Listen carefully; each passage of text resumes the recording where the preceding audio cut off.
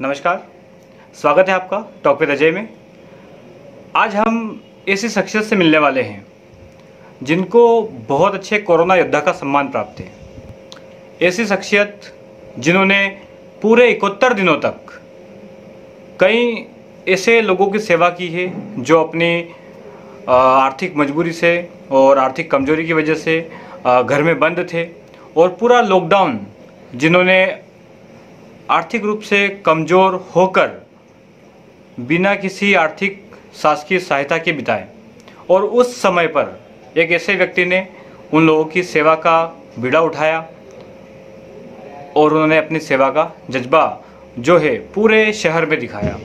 और इस जज्बे की वजह से वो न सिर्फ हमारे शहर में, यद्यपि पूरे मध्य प्रदेश और पूरे भारत में हमारे शहर का नाम उन्होंने गौरवान्वित किया और प्रसिद्धि प्राप्त की। तो आज हम ऐसे एक युवा, ऐसे कार्यकर्ता और ऐसे शानदार व्यक्ति से मिलने वाले हैं। मैं आमंत्रित करता हूं हमारे इस कार्यक्रम में आदरणीय संजय जी नंदेड़ा। थैंक यू अजय भैया, आज जो आपने आपके कार्यक्रम में मुझे इनवाइट किया बहुत अच्छा लगा, धन्यवाद जी। थैंक यू संजय भैया, आप पधारे। संजय भैया, एक बात आपसे जानना चाहूँगा जी। 71 दिन कार्य हुआ, जिस प्रकार का सेवा कार्य हुआ वास्तव में तारीफ काबिल था।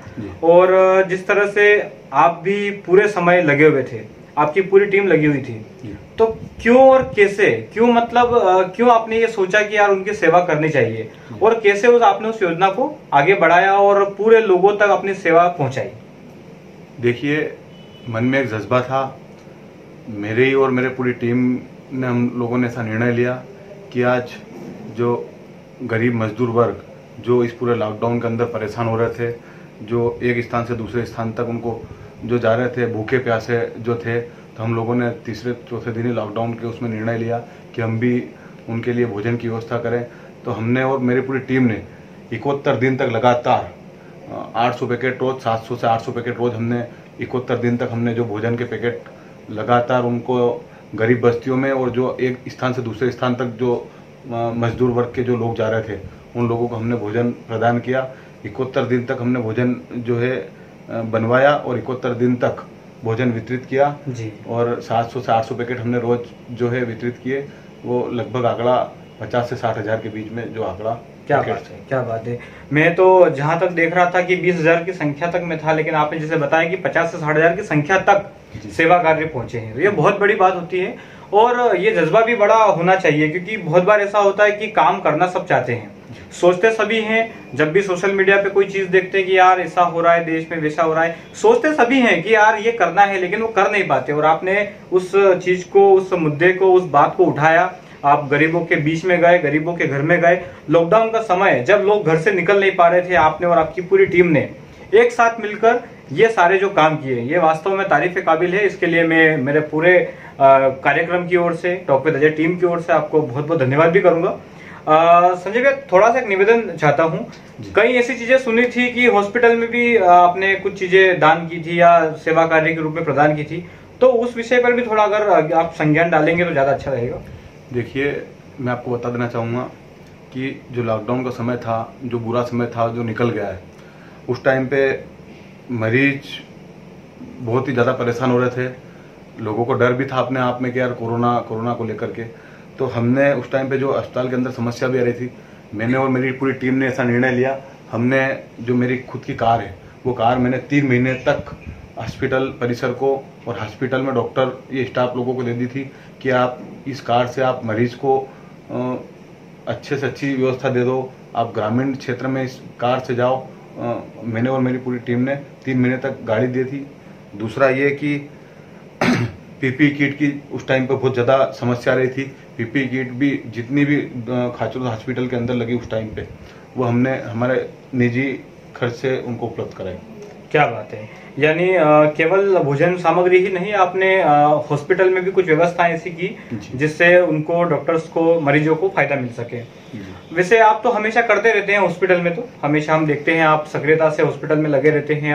आपका एक आंदोलन भी था डॉक्टर्स को लेके कि डॉक्टरों की नियुक्ति हो, और आपने एक अनशन का आयोजन, अनशन पे बैठे थे जी। और लगभग आपका वो अनशन 7 या 8 दिन का या 10 दिन का कुछ था जी। 8 दिन का 8 दिन का रहा था। तो उस अनशन में भी कई बड़े लोगों को बड़े लोगों तक आपकी बात पहुंची थी और डॉक्टरों की नियुक्ति भी हुई थी जी। ये बहुत बड़ी जीत थी आपकी। और हम चाहेंगे कि इस तरह की जो कार्य हैं इस तरह के वो आप हमेशा करते रहें और वो भी अच्छा लगेगा। अभी सबसे पहले तो मैं आपको एक बार और बधाई दे दूं कि आप धाकड़ युवा संघ मध्य प्रदेश के अध्यक्ष नियुक्त किए गए हैं जी। और आपको उसकी बहुत सारी बधाई। किस तरह से देखते हैं आज धाकड़ समाज को, या आप जिस तरह पद पे आज पहुंचे हैं तो किस तरह से आप चाहेंगे कि उसके अंदर काम करें, जो आपको पद मिला है, जो आप अध्यक्ष बने हैं पूरे मध्य प्रदेश के, तो क्या योजनाएं हैं उसको लेकर भी आगे आपकी? देखिए, कहीं ना कहीं राष्ट्रीय नेतृत्व ने मुझ पे विश्वास किया। मैं उस विश्वास पे मैं मेरे राष्ट्रीय नेतृत्व के विश्वास पे खरा उतरने की कोशिश करूंगा और मैं लगातार सारे समाजजन और सर्व समाज के युवाओं को समाज सेवा के रूप में प्रेरित करूंगा और चाहूंगा कि युवाओं को कहीं ना कहीं समाज हित में कार्य करें। बिल्कुल। क्योंकि अभी मैं देख रहा हूँ लगातार, क्योंकि आपसे जुड़े हैं सोशल मीडिया पे, लगातार देख रहा हूँ कि आप कई गांवों के दौरे कर रहे हैं, कई जगह पर आप जाके युवाओं से मिल रहे हैं और बाकायदा उनको एक्टिव करने की कोशिश कर रहे हैं। तो ये आपका जो शुरुआत है ये बहुत अच्छी शुरुआत है और इस शुरुआत से हम सब भी खुश हैं। क्योंकि मैं भी धाकड़ समाज से बिलोंग कर रहा हूं तो मैं बड़ी अंदर से खुशी महसूस कर रहा हूं कि पहली बार हमारे क्षेत्र को एक अध्यक्ष मिला है और वो भी इतना एक्टिव, तो यह हमें बड़ा गर्व का विषय है हमारे लिए। इसके साथ ही एक और विषय रहेगा आपके राजनीतिक जीवन से, क्योंकि आप एक छात्र नेता के रूप में उभरे थे और उसके बाद धीरे धीरे आप आज जिस मुकाम पर आए हैं, एक छोटा सा जीवन परिचय हम आपका, पहले आपका बैकग्राउंड जानना चाहेंगे, उसके बाद आपके छात्र जीवन और आपके राजनीतिक जीवन का। तो किस तरह का परिवार है, किस तरह के परिवार से आप निकल के आए हैं और क्या समस्याएं आपको रही थी पारिवारिक? देखिए, मैं बहुत सामान्य परिवार से, मध्यम वर्गीय परिवार से हूँ और आप पूरे खाचरोद के लोग और आसपास के लोग मुझे जानते हैं। मेरा परिवार, न कोई मेरे परिवार में कोई राजनीतिक क्षेत्र में रहा है। हाँ, समस्या जरूर रही है। मैं 2007 में NSY का अध्यक्ष बना था जी, पूरे शहर का अध्यक्ष रहा और हमारे विधायक जी के मार्गदर्शन में और पूरे कांग्रेस पार्टी के नेतृत्व में हमने छात्र संगठन का चुनाव भी लड़ाया। उसमें लगातार 2008, 9 और 10 में लगातार पूरी पैनल NSY की आई खाचरोद के अंदर। तो लगातार मेरे राजनीतिक जीवन में बता देना चाहूँगा आपको। उसके बाद मेरे कार्य को देखते हुए विधायक जी ने मुझे कॉलेज का प्रतिनिधि बनाया। मैं फिर जिले का महामंत्री बना, उसके बाद मैं लोकसभा का महासचिव बना और प्रदेश के नेतृत्व ने मुझे ये मेरे काम को और मेरे कार्य को देखते हुए आज मुझे प्रदेश का सचिव जो नियुक्त करा हुआ है, जो आप सब देख रहे होंगे। बिल्कुल। एक बात मैं पूछना चाहूंगा यहाँ पर आपसे, क्योंकि हमारे सभी दर्शक भी हमको देखेंगे और देखने वाले हैं और देख रहे होंगे, क्योंकि जब हम इसको रिलीज करेंगे तब तो ऑलरेडी वो देख ही रहे हैं। तो जितने भी हमारे लोग देख रहे हैं उन लोगों के लिए एक संदेश चाहूंगा पहले क्वेश्चन के साथ में। क्वेश्चन ये है कि जिस प्रकार से आपने बताया कि मैं सामाजिक रूप से भी काम कर रहा हूँ, राजनीतिक रूप से भी काम कर रहा हूँ, सेवा कार्य में भी लगा हुआ हूँ, कई लोगों की एक सोच मानसिकता बनी होती है अगर आप सामाजिक क्षेत्र में काम कर रहे हैं और किसी पार्टी से भी बिलोंग करते हैं कि यार ये तो उस पार्टी का हो, क्या सामाजिक क्षेत्र में राजनीति कर सकता है, या इस तरह का कोई शब्द अगर आता हो तो ऐसे लोगों के लिए आपके पास कोई जवाब है क्या, और उनको आप किस तरह से संतुष्ट कर सकते हैं और किस तरह से उनकी जो मानसिक स्थिति है या मानसिक रूप से जो सोचते हैं, जो सोच है उनकी, उनको कैसे आप इस चीज का जवाब दे सकते हैं? देखिए, मैं आपको बता देना चाहूँगा, अभी मेरे लगातार ग्रामीण दौरे चल रहे हैं। सारे अभी रतलाम पूरा जिला हमने पूरा कवर करा है। सारे रतलाम जिले में मैं हर जगह एक ही बात बोलता हुआ आया हूँ कि मैं आज मुझे राष्ट्रीय नेतृत्व ने समाज के प्रति आज जो धाकड़ समाज का जो महासभा का अध्यक्ष मुझे नियुक्त करा है, धाकड़ महासभा युवा संघ का, तो उसमें कभी भी मैं राजनीति नहीं लेके जाऊँगा। मैं इसमें कभी भी राजनीति नहीं लाऊंगा। ऐसा नहीं कि यार मेरे टिकट के लिए या मेरे राजनीति फायदे के लिए मैं समाज का उपयोग करूं, ऐसा कभी पूरे समाज को कभी ऐसा नहीं लगेगा। बिल्कुल, और यही सब लोगों की इच्छा भी है और वैसे भी ऐसा होता नहीं है, क्योंकि सामाजिक स्तर पर हर व्यक्ति ये चाहता है कि हम समाज में काम करें और एक्टिव लोगों की वैसे भी आवश्यकता है। संजीव भाई, शादीशुदा है आप जी, तो इसके लिए एक बार स्माइल हो जाए थोड़ी सी, क्योंकि इसका सवाल बड़ा खतरनाक आने वाला है आपके पास। इतने दौरे करते हैं आप जी, पूरे समय बाहर रहते हैं, पूरे समय युवाओं के साथ आप जुड़े रहते हैं, घर पे पत्नी डांटती नहीं है क्या आपको? देखिए, इसका जवाब थोड़ा सा मुझे वैसे ही चाहिएगा जो सही हो, क्योंकि देखिए कलेक्टर भी होगा तो पत्नी के सामने वो कलेक्टर नहीं रहता है। तो अब आप हमारे लिए सब कुछ है, लेकिन वहां पर आपकी क्या स्थिति होती है हम जानना चाहेंगे और पब्लिक भी जानना चाहती है। देखिए, मैं बता देना चाहूंगा आपको कि घर के सारे लोगों को पता है कि यार ये शुरू से ही इसका उद्देश्य राजनीति रहा है, समाज सेवा रही है, तो कहीं ना कहीं घर वाले भी मुझे कोऑपरेट करते हैं और मेरी वाइफ भी मुझे कोऑपरेट करती है। यानी कुल मिला के आपको किसी प्रकार की कोई रोक टोक नहीं है पत्नी की ओर से भी। चलो फिर तो आप बहुत बड़े बनेंगे, क्योंकि बहुत बार ऐसा होता है कि पत्नियां कुर्ते का कुछ भी हिस्सा पकड़ लेती है कि भाई जाना नहीं है आपको। एक क्वेश्चन और मैं जानना चाहूंगा, क्योंकि राजनीतिक, सामाजिक और सेवा कार्य वाला जीवन तो आप जी रहे हैं, एक आप युवा भी हैं, तो युवा होने के नाते एक क्वेश्चन मेरा है और ये क्वेश्चन सभी को अच्छा लगेगा सुन के।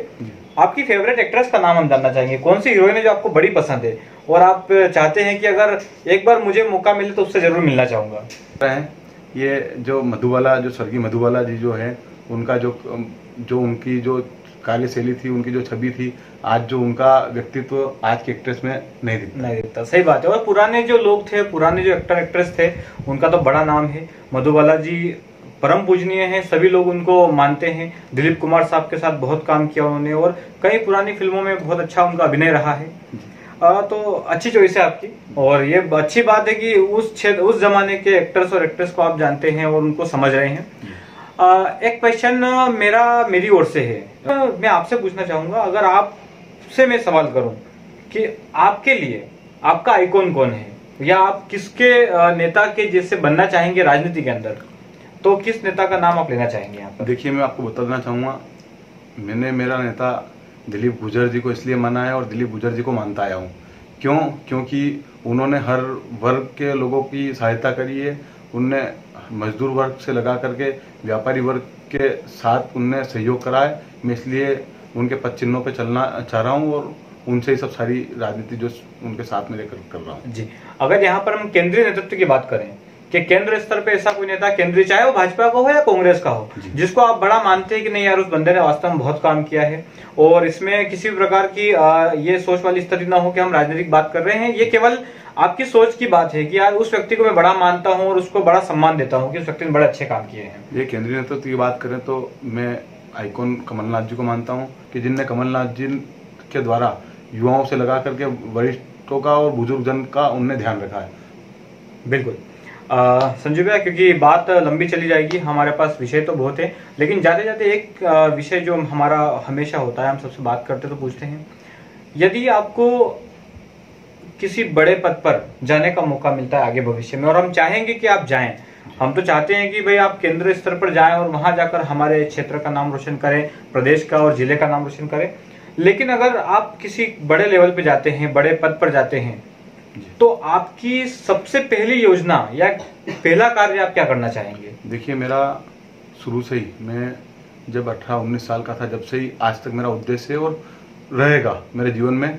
मैं जब भी अगर कोई नेता या मैं राजनीति कर रहा हूं तो मेरा उद्देश्य सिर्फ और सिर्फ जनसेवा करना ही मेरा एक माध्यम है और मैं जनसेवा ही करूंगा। जी संजू भैया, जैसे आपने बताया कि जनसेवा आपका मुद्दा और सबसे बड़ा उद्देश्य रहेगा, लेकिन जनसेवा में कोई नीति तो होगी कि किस नीतियों पे आप काम करना चाहेंगे?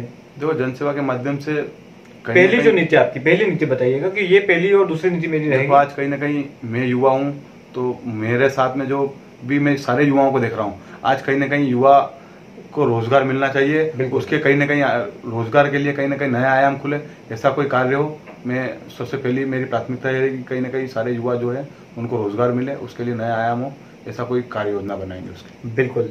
बहुत अच्छा विषय है आपका संजय भैया। आज हम इस विषय को खत्म करने से पहले एक अंतिम क्वेश्चन आपसे करना चाहेंगे।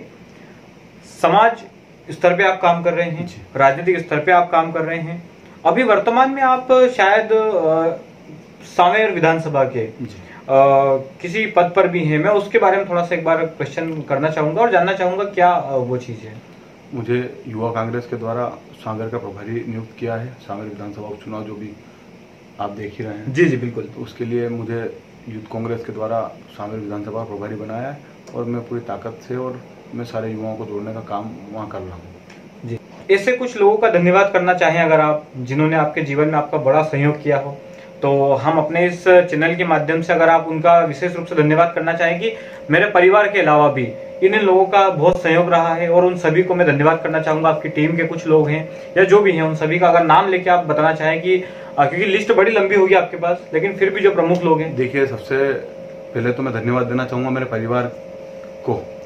नॉर्मल परिवार से बिलोंग करता हूँ, उसके बावजूद मेरे परिवार के द्वारा, मेरे दादा दादी के द्वारा, मेरे पापा मम्मी के द्वारा आज मुझे हर चीज़ में सहयोग किया जा रहा है। तो पहले तो धन्यवाद मेरे पिताजी और माताजी, दादा दादी को देना चाहूँगा। और दूसरा ये कि मैं आप लोगों को